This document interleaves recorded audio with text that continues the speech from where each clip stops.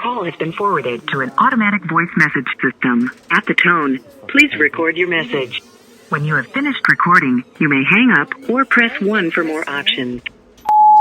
Hi, I hope this is recording. I just wanted to talk through my proposal for next semester. The project is based around the word sonder, which is the awareness that every passerby has a life as vivid and complex as your own.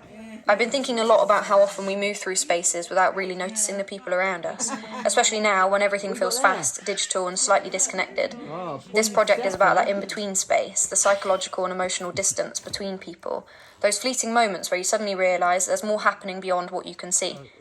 Using graphic design, typography and visual narrative, I want to explore how design can encourage empathy and connection in everyday life, not by telling full stories, but by hinting at them.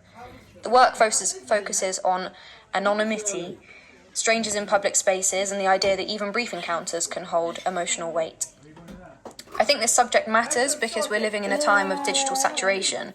We're constantly connected, but often emotionally distant.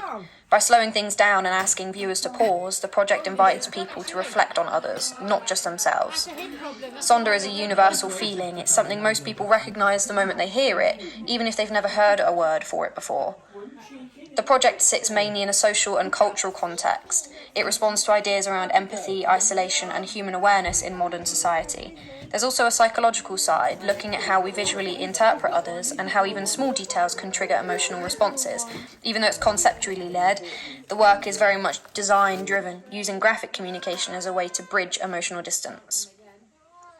In terms of research, a lot of the content comes from observation, spending time in public spaces, recording fragments, gestures, overheard conversations, and moments that usually disappear.